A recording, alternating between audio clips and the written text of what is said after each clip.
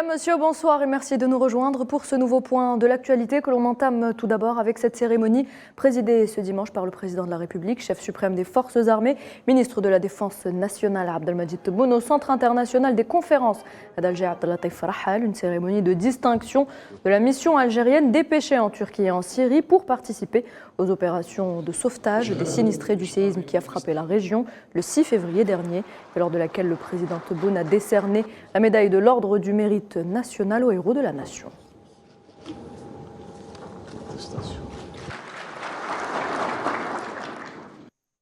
Dans l'actualité également, le Parlement européen va se constituer partie civile dans le scandale de corruption qu'il a éclaboussé depuis le mois de décembre dernier, une affaire retentissante et dans laquelle le Maroc est notamment embourbé. Ces nouveaux rebondissements ont été révélés par le quotidien belge le soir.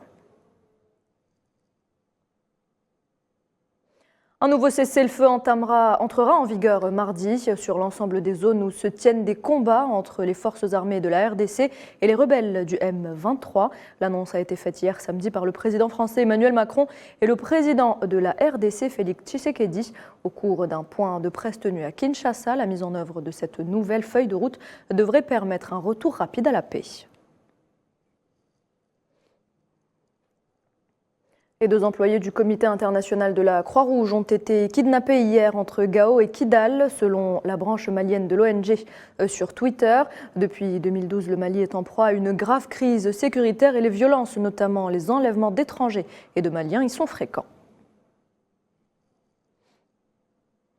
Au Proche-Orient, le peuple palestinien continue de subir les agressions sionistes. Des dizaines de colons ont à nouveau profané ce dimanche les esplanades de la mosquée Al-Aqsa sous la protection des forces de l'occupation sioniste. Les colons ont effectué des actes de provocation dans les cours de la mosquée sainte.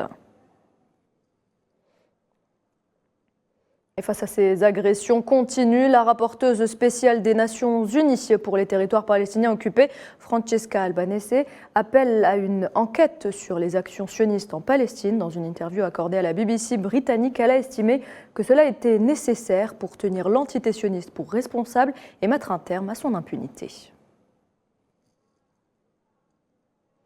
Au Koweït, Cheikh Ahmed Nawaf Al-Ahmed Sabah a été nommé Premier ministre. Il a pour première mission de former un nouveau gouvernement. Le dernier avait présenté sa démission le 23 janvier dernier, à peine 3 mois après avoir prêté serment.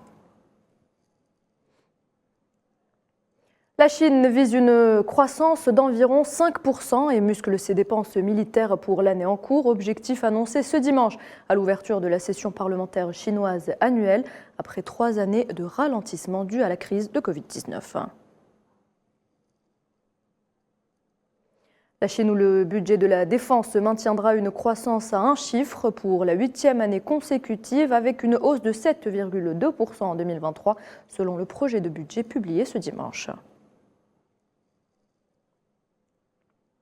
Un mot sur le nucléaire iranien. Le directeur général de l'Agence internationale de l'énergie atomique a qualifié d'importante sa visite à Téhéran et la rencontre avec les plus hautes autorités iraniennes. À leur tête, le président iranien Ebrahim Raïssi.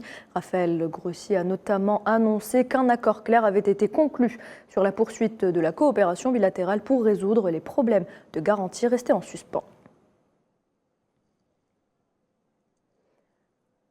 Dans le conflit russo-ukrainien, les troupes russes continuent de progresser dans la périphérie nord de la ville symbole de Bakhmout. La bataille pour Bakhmout, ville industrielle dont l'importance stratégique est contestée, dure depuis l'été dernier. La cité est devenue un symbole car elle est au cœur des combats entre Russes et Ukrainiens.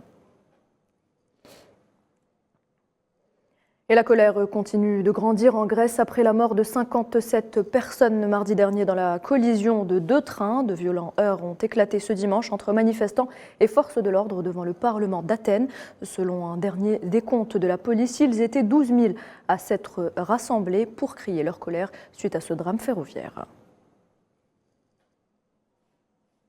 Et voilà, c'est la fin de ce point de l'actualité. Merci de l'avoir suivi. Je vous retrouve à 19h pour le journal de la rédaction.